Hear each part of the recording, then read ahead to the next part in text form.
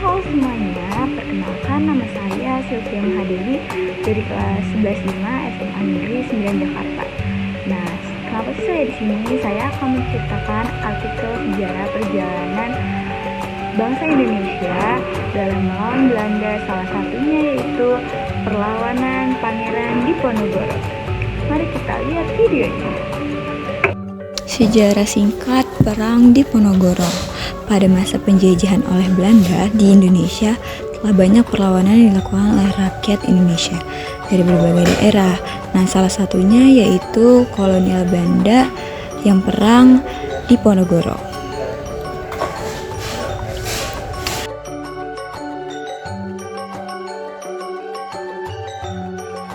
Perang besar ini berlangsung selama 5 tahun, dari tahun 1825 sampai dengan 1830.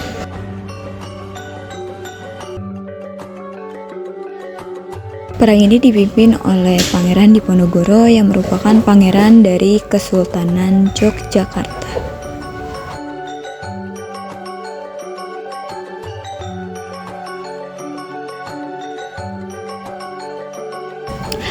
Pengaruh kolonial Belanda semakin kentara di Pulau Jawa, khususnya yaitu Keraton Jawa, karena mereka sudah mengikut campuri urusan Keraton Jawa atau Yogyakarta.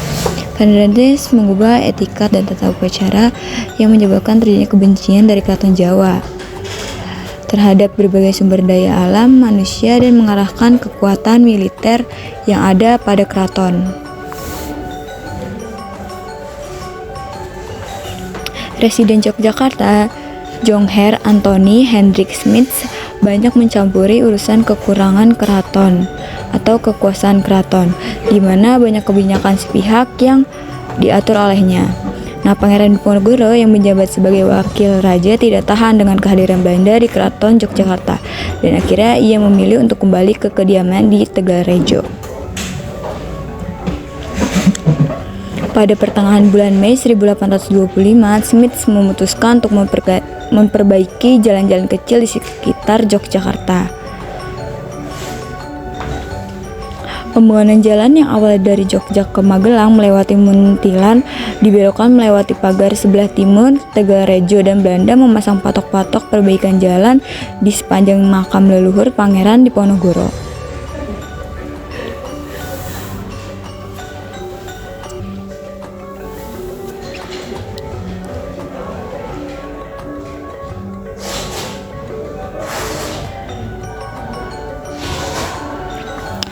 Pangeran Diponegoro melancarkan strategi perang melawan Belanda selama 5 tahun. Ia menggunakan taktik gerilya dengan melakukan pengelabuan serangan secara diam-diam. Jenderal Hendrik de Kock menerapkan strategi benteng shtetl, yaitu mendirikan benteng di setiap daerah yang dikuasai dan dihubungkan dengan jalan agar komunikasi serta pergerakan pasukan bergerak secara lancar, dan memotong pergerakan pasukan Pangeran Diponegoro. Pada tahun 1829, Kiyomojo sebagai pemimpin spiritual pemberontakan ditangkap dan menyusun kemudian Pangeran Mangkabumi sebagai pamannya Diponegoro, dan panglima utamanya Alibasa Sentot yaitu menyerahkan diri. Pada 28 Mei 1830, Jenderal de Kock berhasil menjepit pasukan Diponegoro di Magelang. Di sana Pangeran Diponegoro menyatakan bersedia menyerahkan diri sebagai syarat sisa anggota laskarnya dilepaskan. Pangeran Diponegoro ditangkap dan diasingkan ke Manado, lalu dipindahkan ke Makassar hingga wafatnya di Benteng Rotterdam. Perang Diponegoro merupakan salah satu pertempuran terbesar yang pernah dialami oleh Belanda selama masa pendudukannya di Nusantara karena memakan banyak biaya.